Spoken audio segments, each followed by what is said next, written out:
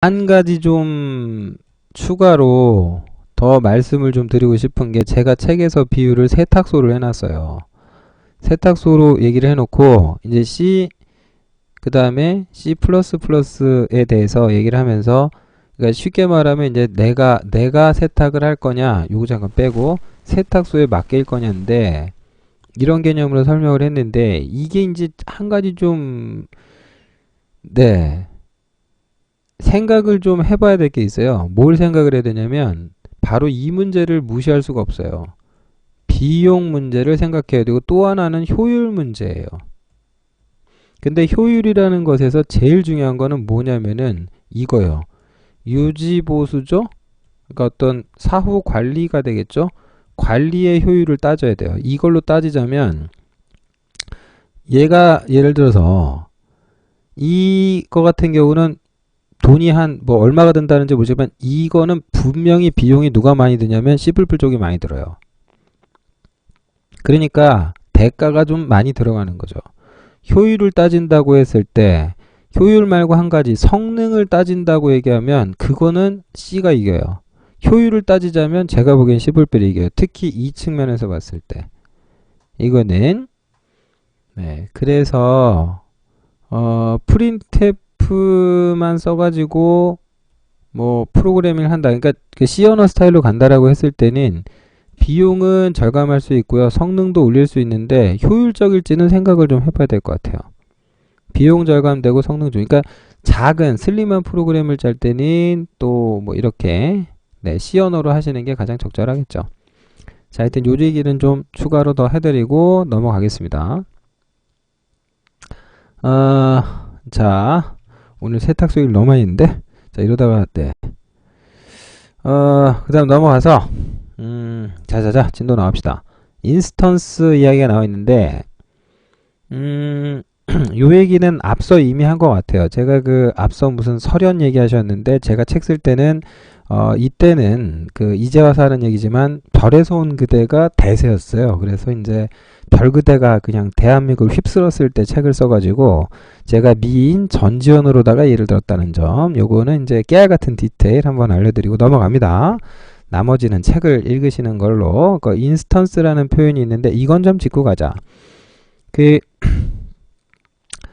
인스턴스라고 제가 이야기를 했는데 인스턴스죠? 이렇게 얘기를 했는데 이거는 예를 들면은 자료형 아까 뭐 인티저가 있으면 뭐 nData라는 변수 선언을 할 수 있죠. 그러면은 이걸 조금 이제 그 비유 말고 사실적으로 얘기를 하자면 이거는 형식이죠. 그 형식을 갖는 얘는 보통 이제 우리가 변수라고 이야기를 하는데 이 변수라는 표현보다 C++ 같은 언어에서는 뭐라는 표현을 더 쓰냐면 이 말 대신에 인스턴스라는 말을 더 많이 써요. 이걸 훨씬 더 많이 씁니다. 그래서 이것도 조금 제대로 얘기하자면 nData라고 하는 것은 nData는 인티저 형식이죠. 형식에 대한 인스턴스이다. 뭐 이런 식으로 이야기를 많이 해요. 이렇게. 그러니까 이제 교재에서도 예를 들었는 게 이제 그 미인이라는 개념이 있죠. 그러면 이제 그것에 대한 인스턴스, 그러니까 구현이죠. 사실이죠. 그게 이제 전지현 뭐 이런 형태로 이제 쓴 거죠. 참고하시고요. 앞으로 이제 이런 표현을 더 쓰게 될 거다. 그 점으로 넘어갑니다. 자, 요거 우리 정리 좀 하고 가야 되겠는데 이 cout이라고 하는 것은 여기서 일단 std는 네임스페이스고요. 요것도 좀 저자직강이니까 또 얘기를 하자면은 이게 요 네임스페이스라는 표현이 이런 표현이 우리말에 없어요. 그러니까 이제 이거를 직역을 해갖고 이름 공간이다라고 얘기를 하는데 개인적으로 이 말이 너무 마음에 안 드는 거예요. 근데 이 이름 공간이라는 말이 우리의 말에 있는 말도 아니고 영 어색해서 저는 이걸 그래서 뭐라고 의역을 하냐면 소속 정도로 의역을 해요. 이렇게 보시면 이해하기가 쉽습니다. 네임스페이스 뭐지? 헷갈려 하지 마시고 소속이라고 쓰시면 좋을 것 같아요. 그러니까 이 개념이 C 언어에는 이런 개념 자체가 없죠. C 언어에는 소속이라는 개념이 없어요. 근데 왜냐면 이제 자영업이니까 조그맣게 뭘 하려다 보니까 뭐 소속 나누고 어쩌고 이럴 필요가 별로 없는 거죠. 하지만 규모가 커지면 소속 개념을 줄 수밖에 없거든요. 그래서 이제 그 소속을 구현할 때 쓰는 게 이른바 이제 네임 스페이스입니다. 뭐 캐삭방님, 가문이라고 해주셨는데 뭐 그것도 괜찮을 것 같아요. 뭐 그런 형태, 어떤 분류를 나누기에 되게 좋죠. 분류를 나눈다든지 아니면 이제 하나로 거꾸로 얘기해서 이제 묶음으로 엮어준다든지 이럴 때 쓰는 게 이제 네임스페이스예요. 이거는 이제 나중에 다시 하기로 하고. 자, 그래서 여기 보면은 이제 Cout 객체죠. 그래서 여기는 이제 Cout은 콘솔 아웃 정도, 콘솔은 아니고 그게 뭐더라? 하여튼 좀 까먹었는데 하여튼 쉽게 생각해서 그냥 그런 정도로 이해하시면 될 것 같아요. 그래서 여기다가 대고 여기 보시면은 문자열을 담아서 밀어 넣든 아니면 무슨 값을 그냥 인티저 형태로 밀어 넣든 그죠? 알아서 다 출력을 한다는 거죠. 그러니까 Cout 객체를 썼을 때 좋은 점은 뭐냐면 예를 들면은 우리가 C 언어의 printf 같은 함수를 사용하게 되면은 여기엔 맨날 나오는 게 이제 이른바 형식 문자가 있죠. 그러니까 예를 들면은 인티저 같은 걸 값으로 찍으려면 %d라고 이런 그 어떤 형식을 맞춰줘야지 출력이 제대로 나왔었어요. 그런데 C++에서는 이런 형식 문제 같은 걸 고민 안 하셔도 될 게 Cout 한테다가 이렇게 해서 인티저 형식 정보를 들이밀면 얘가 알아서 %d로 찍어요. Cout에다가 대고 여기에다가 문자열로 뭐 헬로 월드 들이밀면은 얘가 알아서 그냥 찍어 넣는다 이거예요. 그러니까 여기서 중요한 게 이제 그 알아서인데 이게 참 사람 환장할 일입니다. 왜 환장할 일이냐면 이거는 지금까지 얘기한 거는 이 Cout이라고 하는 것을 이런 식으로 뭔가 값을 집어넣어서 이걸 통해서 출력을 했잖아요. 출력은 이제 원하는 결과이고 이 출력 결과를 얻기 위해서 값을 그냥 집어넣으면 여기서 소위 알아서 모든 게 됐어요. 근데 이 알아서라는 게 사용하는 자가 기대하는 것과 일치하면은 굉장히 좋은데 자, 그렇지 않으면은 어떻게 되느냐? 기대한 것과 달라지니까 오히려 혼란스러울 수도 있어요. 근데 그 점은 조금 주의가 요망되는 부분입니다. 책에서 이제 이런 얘기를 많이 안 한 것 같아서 일단 좀 곁다리로 좀 해드리고요. Cout 쓰는 거는 이제 그냥 참고하시기 바랍니다. 이제 Cout하고 정반대되는 게 이제 Cin이죠. 그래서 이 경우는 입력을 받는 거죠. 그래서 이제 이런 형태로 쓴다. 뭐 보시면 충분히 이해하실 수 있으리라 생각합니다. 제가 굳이 설명을 하지 않아도 되겠다는 생각이 들어서 이런 건 좀 넘기도록 하겠습니다. 자, 자료형이 뭐냐? 뭐 이런 거는 제가 C 언어에서 이렇게 정했었죠. 자료형이란 일정 크기의 메모리에 저장되는 정보를 해석하는 방법이다 정도로 설명을 했는데 C++도 크게 다르지는 않습니다. 이런 점은 좀 참고하시고요. 다만 이제 C++11 표준에서 전에 없던 자료형이 좀 생겼어요. 그래서 롱롱 형식하고 캐릭터인데 이제 16비트 이제 유니코드죠. 32비트 유니코드랑 이런 걸 처리하기 위한 게 생겨났고 제일 중요한 건 뭐냐면 이거예요. 오토 형식이 생겨났는데 이 점을 여러분이 좀 주의해 볼 필요가 있다. 그리고 더더욱 중요한 게 변수 선언정이에요. 같이 묶어서 조금 이건 코드를 보자면 이게 C 언어 같은 데서는 변수 선언할 때 기본적으로 이렇게 되거든요. 그러니까 저는 이렇게 표현을 하는데 이게 선언이 있고 선언 및 정의가 있죠. 그러니까 예를 들면은 인티저 변수를 내가 선언을 하는데 인티저 a를 선언해요. 근데 그 값을 10이라고 정의한다. 그러면 이건 선언 및 정의가 되죠. 그래서 보통 이제 변수 선언한다 그러면 이렇게 생각을 해요. 선언 및 정의를 구현할 때. 근데 이거는 명백하게 이거는 그 C 언어 스타일이에요. 이건 C++의 선언 정의가 아니에요. 그러면 C++ 스타일로 가면 어떻게 가야 되냐? 인티저 예를 들면 B라고 했으면 요렇게 선언 정의하는 게 요게 이제 C++ 스타일이죠. 이 두 가지를 구별해서 생각해 주셔라. 이거를. 이게 굉장히 좀 큰 의미가 있어요. 일단 뭐 빌드에서 잠깐 내용을 보면. 그러니까 변수를 선언할 때 이런 문법을 C++가 지원하지만 사실은 이거는 C++ 다운 정의는 아니고요. 왜냐면 이게 지금 선언정인지 단순 대입인지 좀 헷갈리잖아요. 불분명한 부분이 있죠. 그래서 C++의 정의는 선언 정의는 이와 같다는 점. 이건 좀 반드시 알아두셨으면 좋겠습니다. 잊지 마시고. 그래서 여러분이 조금 이 얘기를 조금만 더 하자면은 C++이 좀 재밌다. 왜 재밌냐? 이런 게 되는 거거든요. 인티저를 선언을 해요. A를 선언했는데 초기 값으로 10을 줬어요. 이렇게 10을. 그러면은 이걸 이제 뭐 Cout으로 출력을 해보면은 A라고 출력을 해보면은 당연히 이제 뭐